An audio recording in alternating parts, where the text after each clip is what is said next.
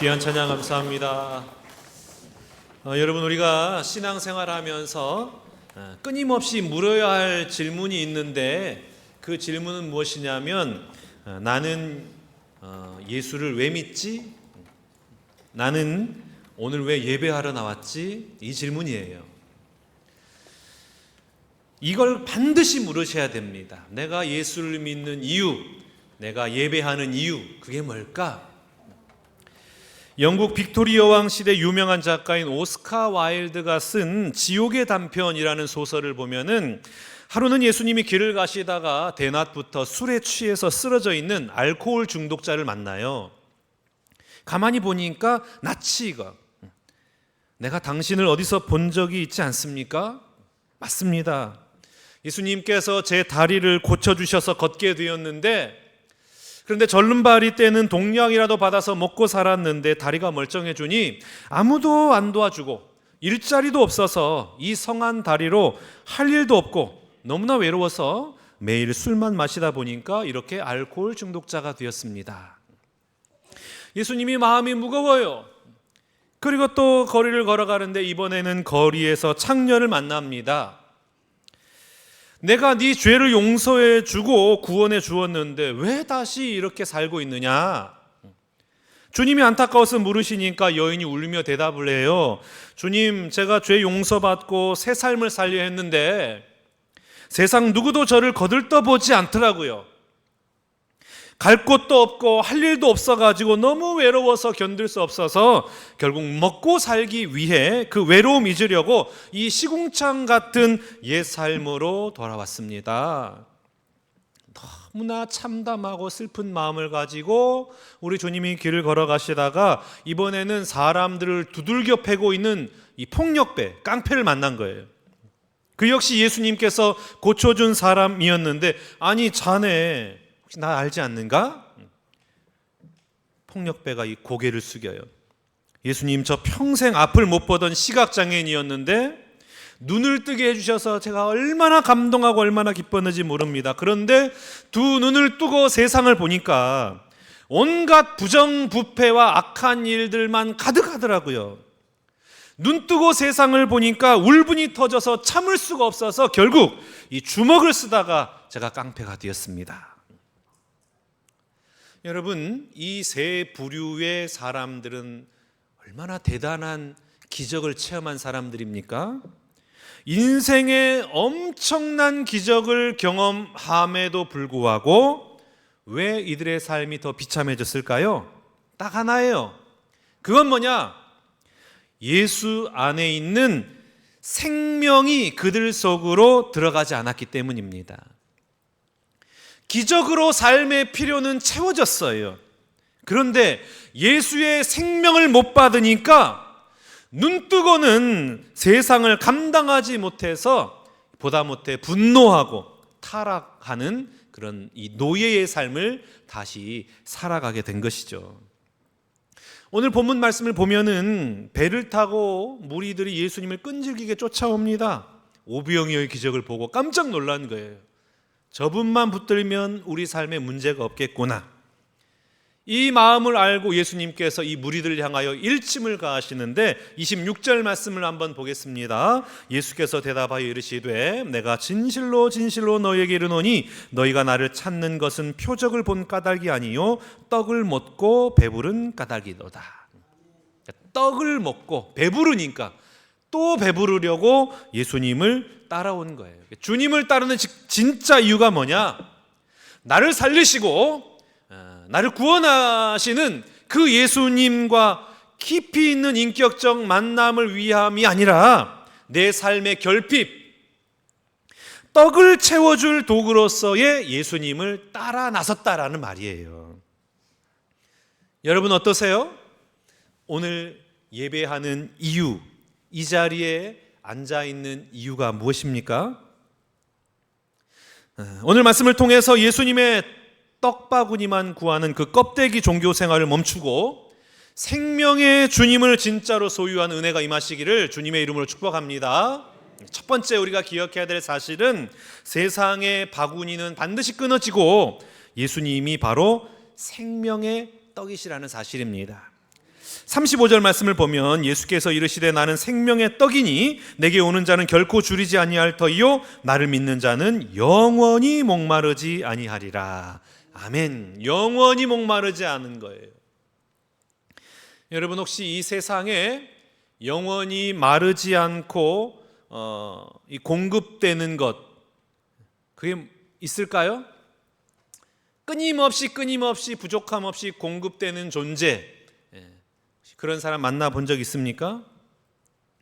요즘 제가 큐티 목회하면서 재미가 있어요. 많은 분들이 말씀에 도전을 받고 큐티하고 살아보려고 하고 가정이 바뀌고 이 세상을 바라보는 그 가치관이 바뀌고, 그걸 보니까 막 목회가 재미가 있어요. 야, 변화가 되는구나, 변화가 안 되는 게 아니구나. 그러면서 이제 제가 강단에 서니까 얼마나 제가 또 힘이 나겠습니까? 제가 이렇게 설교한다고 이렇게 서 있으니까 다 귀를 쫑긋 세우고 오늘 어떤 말씀을 하시나 이렇게 귀를 기울이고 너무나 저는 감사한 거예요. 그러면 여러분, 제가 이 강단에서 언제까지 설교할 수 있을까요? 100년 만년 제가 여기서 강단에서 설교하면서 그렇게 살아갈 수 있을까요? 뭐 한 번, 두 번은 설교 말씀을 통해서 은혜를 받지만 언제까지 은혜를 받을까요? 반드시 식상하고 질리는 때가 온단 말이에요. 또 죄 얘기하네? 또 회개하라 그러네? 그런 날이 온단 말이에요. 우리 교회에 처음 나오신 분들 너무나 예배드리고 감동하고 참 좋아서 등록하신 분들이 많이 계셔요. 그런데 그분들이 참 너무나 은혜 받았다고 그러거든요. 자, 그러면은 그 은혜가 얼마나 지속될까요? 교회에서 예배하면서 막 감동이 돼. 그 마음이 얼마나 지속될까요? 교회 다니다 보면 익숙해져요. 1년 지나고 2년 지나면 무감각해지는 때가 반드시 옵니다. 이번에 삼성에서 직원들에게 성과급 6억씩 나눠줬다 그러는데 부럽죠. 아유, 부럽더라고. 그런데 연봉이 무한히 늘어나는 직장이 있을까요? 올해도 6억 받았으니까 내년도 받고 그 다음도 받고 계속해서 무한대로 연봉을 받는 사람이 있을까요? 여러분, 세월이 흐르면 아무리 대단한 사람도 조직에서 무시당하고 밀려나기 마련입니다. 그게 인간 세상 사회예요. 오늘 여성분들 이렇게 예쁘게 찍어 바르시고 단장하고 오셨는데 그 아름다움이 언제까지 유지가 될까요? 10년이 될까요? 20년이 될까요? 결혼 생활을 하면서 평생 즐겁고 행복하십니까? 내 배우자를 볼 때마다 막 감동하고 막 사랑이 솟구쳐 오르십니까? 그런 인간은 세상에 없어요. 그런 사랑은 없습니다. 어느 날 그 배우자를 향한 감정도 식어지고 나를 향한 집중력도 끊어진단 말이에요. 이 땅의 것은 예외 없이 다 끊어지게 되어 있습니다. 다 끊어지는 거예요. 오늘 본문을 보면은 본문 앞에 무리들이 황당하게도 예수님에게 모세의 표적을 요구해요. 30절과 31절입니다. 그들이 묻되 그러면 우리가 보고 당신을 믿도록 행하시는 표적이 무엇이니까? 하시는 일이 무엇이니까? 기록된 바 하늘에서 그들에게 떡을 주어 먹게 하였다 함과 같이 우리 조상들은 광야에서 만나를 먹었나이다. 아니, 모세는 하늘에서 만나와 메추라기 떨어뜨려 가지고 우리 조상들 먹였는데 당신은 우리에게 무슨 표적 보여주시겠습니까? 한번 떡을 한번 내려주십시오. 지금 이거 요구하고 있는 거거든요. 그런데 이거 요구하는 이 어리석은 사람들이 간과한 게 뭐냐면 만나와 메추라기는 척박한 광야 시절에만 임시로 주어진 하나님의 선물입니다. 그때만 주어진 거예요. 요한복음 2장에 보면은 가나 혼인잔치 나오잖아요. 물이 포도주로 변했어요. 그것도 일주일만 변한 거예요.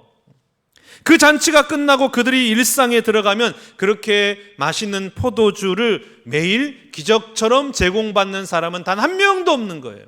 그때만 주어진 거예요.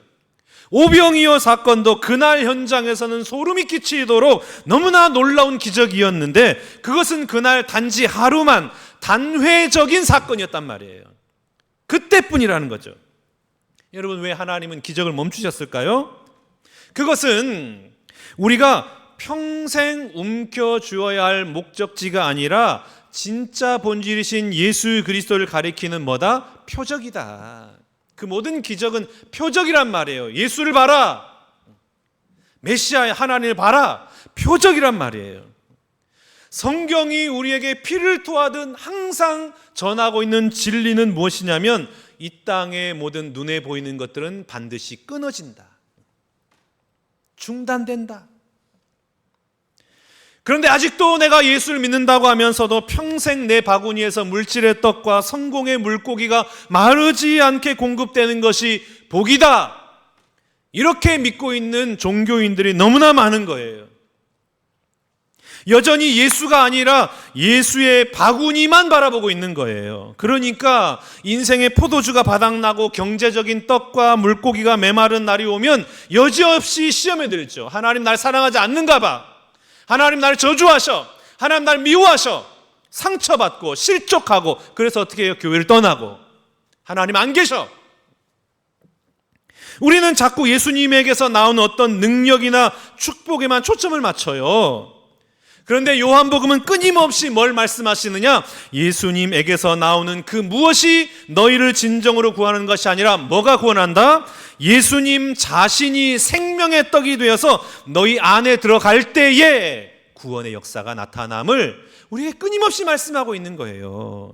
51절 말씀 봐볼까요? 나는 하늘에서 내려온 살아있는 떡이니 사람이 이 떡을 먹으면 영생하리라. 내가 줄 떡은 곧 세상의 생명을 위한 내 살이니라 하시니라. 먹어야 된다는 거예요. 떡을 먹어야 돼. 떡인데 어떤 떡? 보리떡이 아니라 예수의 떡을 먹어야 된다는 거예요. 예수를 먹어야 되는 거예요. 그럼 예수를 먹는다는 것은 어떤 의미일까요? 식인종이 돼가지고 예수 살과 피 뜯어먹고 배부르다, 이게 예수를 먹는 게 아니라 예수를 먹는다는 의미는 뭡니까? 요한복음 1장 14절 말씀 봐보겠습니다. 말씀이 육신이 되어 우리 가운데 거하심에 우리가 그의 영광을 보니 아버지의 독생자의 영광이요 은혜와 진리가 충만하더라. 아멘. 예수를 먹는다는 것은 어떤 의미입니까? 뭘 먹는 거예요? 말씀을 먹는 거예요. 성경 말씀, 진리이신 말씀을 먹는 거예요. 그 말씀을 먹되 어떻게 먹어야 할까요? 누가 건강합니까? 어떻게 먹는 사람이 건강해요? 조금 소식하는 사람, 그리고 자주 먹는 사람, 이게 건강한 사람이거든요. 과식하면 배탈 납니다. 과식하면 비만이 돼요. 질병이 생겨요. 사람들은 뭐든지 몰아서 하려고 그래요. 운동도 몰아서 하려고 하고, 다이어트도 몰아서 하려고 하고, 기도도 몰아서 하려고 하고, 은혜도 몰아서 받으려고 그래요. 오늘 다 받으려고 그래요. 오늘 안 받으면 이건 아니야, 하나님 안 계셔. 평소에 말씀 그냥 거들떠도 보지 않다가 어떻게 해요? 갑자기 문제가 터지면 새벽 기도 나오는 거예요. 그렇게 해서라도 새벽 기도 나오면 얼마나 귀합니까? 새벽에도 나오시기를 축복합니다. 사업이 흔들리면 성경을 펴요. 몸이 아프면 금식을 해요. 자녀의 문제가 생기면 금요 성령 집회 나와서 막 부르짖어요. 그런데 문제는 뭡니까? 그 문제가 지나가면 말씀도 내려놓는다는 거예요. 문제가 끝나면 그때는 말씀이고 기도가 없어. 그냥 내가 사는 거죠. 여러분, 그렇게 신앙생활하면 우리 영혼이 절대로 건강해지지 않습니다. 성경 통독 한답시고 3박 4일 수련회 가가지고 막 주구장창 성경 통독하잖아요. 막 2배 빠르게 오디오 틀어놓고 막 그거 따라간단 말이에요. 저도 해봤어요. 너무 힘들어. 그거는 막 따라가기도 힘들어요. 어디 읽는지도 몰라. 막 찾느라고 힘들어요. 근데 막 서너 시간 지나고 대여섯 시간 지나면 그때부터는 검정 것은 글씨고 하얀색은 종이에요. 뭐가 뭔지 몰라. 그냥 쫓아가는 거예요.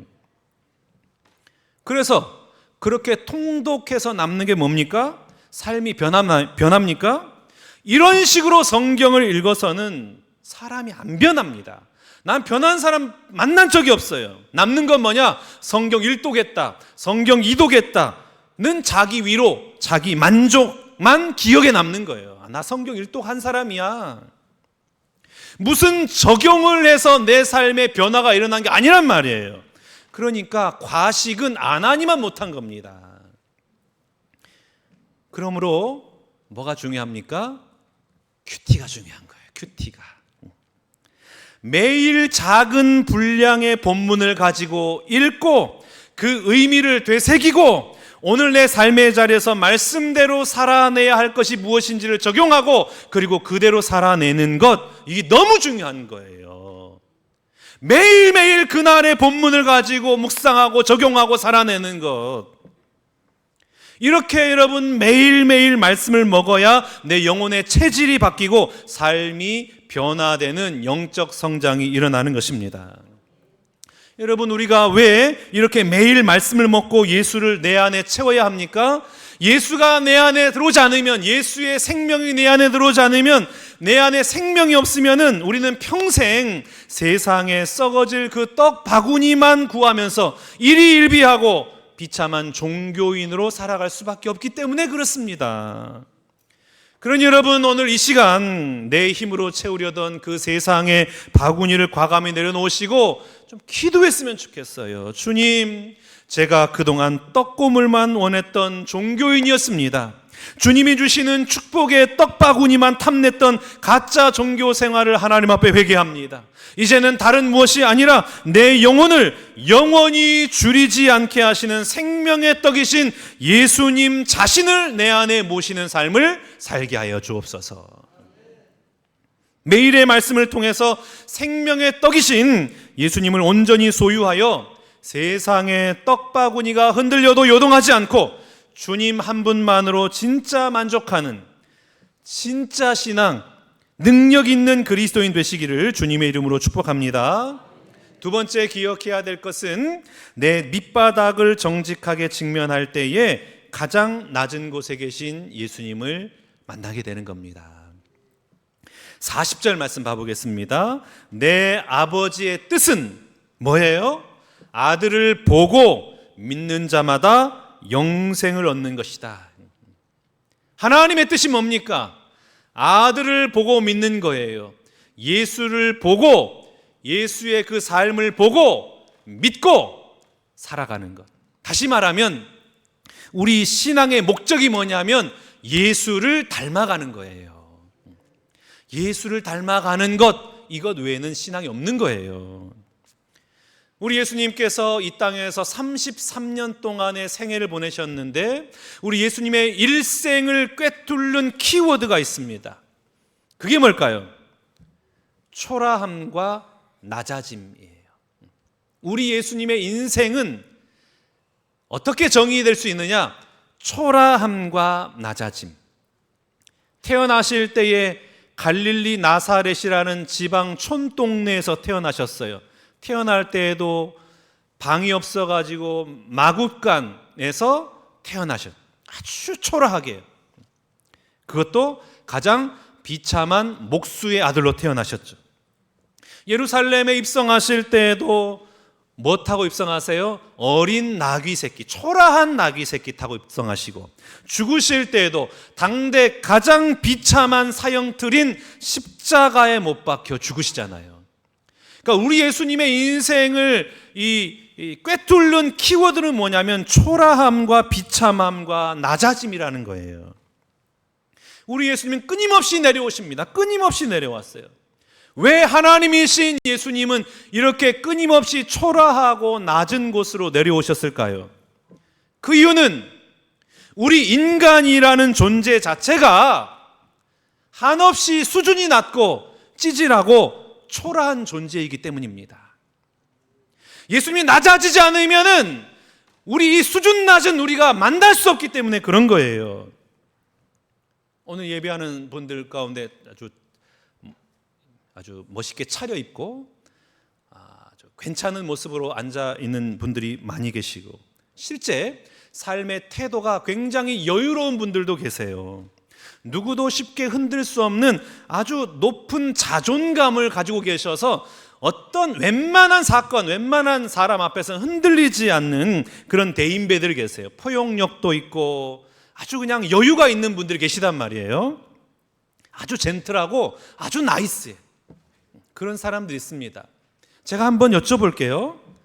그러면 여러분의 그 넓은 아량과 여유, 당당한 자존감은 정말 여러분의 존재 자체에서 나오는 것입니까? 아니면 여러분을 둘러싼 환경 때문에 나오는 것입니까? 한번 스스로에게 질문해 보세요. 제가 분명하게 말씀드릴 수 있는 것은 인간의 여유는 여유 있는 환경에서 나오고 인간의 자존감은 그것을 뒷받침해 주는 조건 속에서 나오는 거예요. 그 환경과 조건이 무너져 내릴 때도 여유와 자존감을 온전히 지켜낼 수 있는 사람은 단 한 명도 없습니다. 우리 여성분들 얼마나 참 대단한 분들 많이 계십니까? 보면은 참 어쩜 저렇게 멋있을까? 미인들이세요. 그러니까 당당하죠. 다닐 때마다 매우 당당해. 얼마나 당당한지. 그 여유, 그 당당함 무너뜨리는 단 하나의 방법이 있는데 그게 뭔지 아세요? 하나님이 그 나머지 다 그대로 놔두시고 얼굴 피부만 뒤집어 놓으시면은 그 자존감 그날로 사라집니다. 교회 못 나와요. 집 밖으로 못 나갑니다. 그게 인간이에요. 우리 남자분들 제일 중요한 게 또 자존심 아닙니까? 사회적 지위와 능력이잖아요. 남자 인생의 최고의 고난이 뭐냐? 직장의 고난이에요. 직장에서 한번 잘리고 경제력 한번 치잖아요. 그 남자는 그날로 고개 숙입니다. 완전히 찌질하고 아주 루저, 실패자도 이런 실패자가 없어. 그냥 완전 인생 망가진 것처럼 그렇게 살아간다고. 인간이 그래요. 저희 집에 고양이 키우거든요. 근데 이 고양이가 저한테 안 오고 엄마한테 갈 때마다 제 마음에 상처받아요. 아니 내가 똥 다 치워주고 내가 밥 주는데 왜 나한테 안 오고 엄마한테 가? 그래요. 찌질하단 말이에요. 찌질해. 여러분, 여유 있는 환경이 있는 것이지 원래 여유 있고 원래 자존감 높은 인간은 없습니다. 다 환경의 갑옷을 통해서 만들어준 것이지 우리 존재 자체가 그렇게 고결하고 수준 높은 존재가 아니란 말이에요. 인간의 본질은 찌질해요, 초라해요, 연약해요, 나약해요. 보잘것없는 거예요. 환경 바뀌잖아요. 그러면은 그 환경에 따라서 다 야수되는 거예요. 3일 굶어보세요. 이렇게 다 그냥 거룩하게 앉아있는데 누가 앉아있어? 다 누워가지고 그냥 밥 줘라, 빨리 설교 끝내라, 밥 먹으러 갈란다, 다 이러죠. 인간은 다 그런 존재예요. 다 찌질하단 말이에요.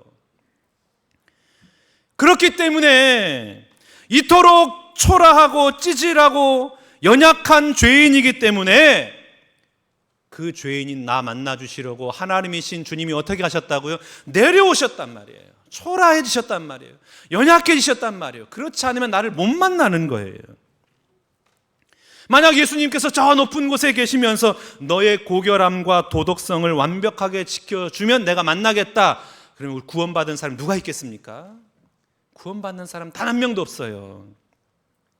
그러니 내 자신이 얼마나 비참하고 얼마나 초라한 존재인지를 정확하게 인정하고 대면하지 못하면 나를 만나기 위해서 이 땅에 연약한 그 초라한 모습으로 내려오신 그 주님을 못 만나는 겁니다.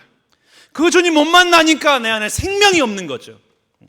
그래서 맨날 자존심 싸움하는 거고 상처받았다 그러고 왜 나를 무시하냐 그러고 맨날 싸움하고 분열하고 갈등하고. 우리의 싸움 대부분이 다 그런 거예요. 왜 나 무시해? 왜 나 인정 안 해? 다 이런 거예요. 자존심 싸움이거든요. 자기의 본질을 모르기 때문에 그래요. 내가 얼마나 찌질하고 내가 얼마나 연약하고 내가 얼마나 나약한 존재인지를 인정하지 못하고 그걸 직면을 못하니까 맨날 자존심 싸움하고 있는 거예요. 교회 안에서도 여러분 교만한 사람 얼마나 많은지 몰라요. 오늘 순모임이잖아요. 순모임 왜 안 가십니까? 물어보면 뭐라 그래요? 나랑 수준이 안 맞아가지고 난 그 사람들이랑 대화 말 섞기가 싫어요. 내 그냥 수준 낮아가지고 나 그 사람들 말이 안 통해. 그거는 본인 수준 높은 게 아니라 교만한 거죠. 저 하늘만 쳐다보고 있고 대단한 사람인 양, 그런 사람은 하나님 못 만나요. 절대 못 만나는 거예요. 그 허세와 그 허영심과 그 교만의 자리에서 내려오지 않는 이상 예수님 못 만나는 거예요. 맨날 떡만 구하고 성공만 구하고, 그래서 생명 없는 인생을 살아갈 수밖에 없는 겁니다.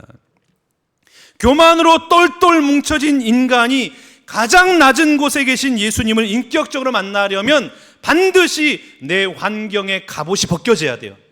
내 이 가면이 벗겨져야 되는 거예요. 내 적나라한 밑바닥의 실체를 내가 직면해야 되는 거예요. 그걸 인정해야 되는 것이죠. 고난 속에서 내가 얼마나 추악한지, 내가 얼마나 나약한지, 내가 얼마나 믿음 없는지, 내가 얼마나 찌질한지, 그걸 발견하고, 야, 나한테는 진짜 소망이 없구나, 나는 아무런 소망이 없구나, 이런 사람이 진짜 복된 사람인 줄로 믿습니다. 나의 밑바닥을 확인한 자들만이 생명의 떡이신 예수님을 진짜로 만나는 거예요. 내가 100% 죄인이라는 이 명백한 사실을 인정할 때에만 비로소 예수 그리스도가 눈에 보이기 시작하고 그 주님을 인격적으로 만나게 되는 것입니다.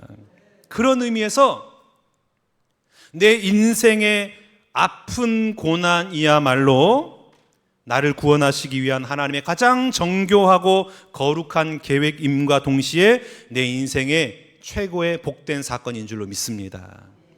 고난 때문에 우리가 완전히 무너지잖아요. 처절하게 무너지잖아요. 얼마나 내가 진짜 찌질한 존재인지를 깨닫거든요.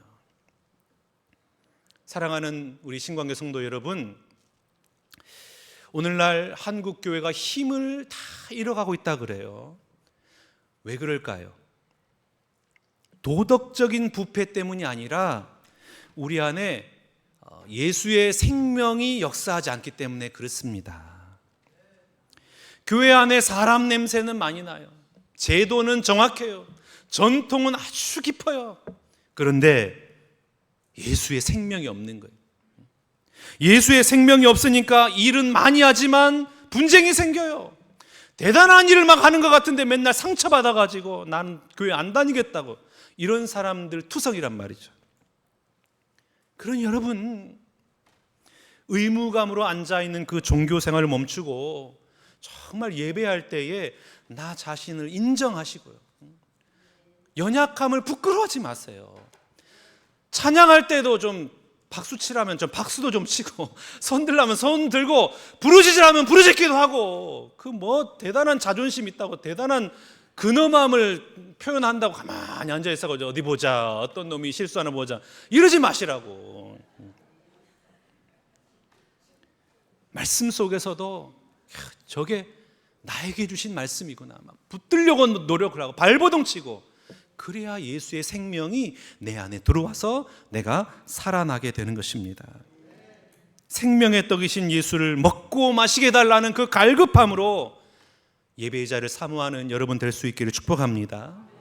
우리 이 한 주간에 썩어질 세상의 축복 바구니만 구하던 가짜 신앙을 내려놓고 고난을 통해서 나의 연약한 밑바닥 실체를 직면함으로써 가장 낮은 곳에 임하신 그 생명의 떡이신 예수님을 깊이 소유하고 인생 최고의 복된 날을 매일매일 누리는 저와 여러분 모두가 되시기를 주님의 이름으로 축원합니다. 우리 다 함께 일어나셔서 찬양하겠습니다.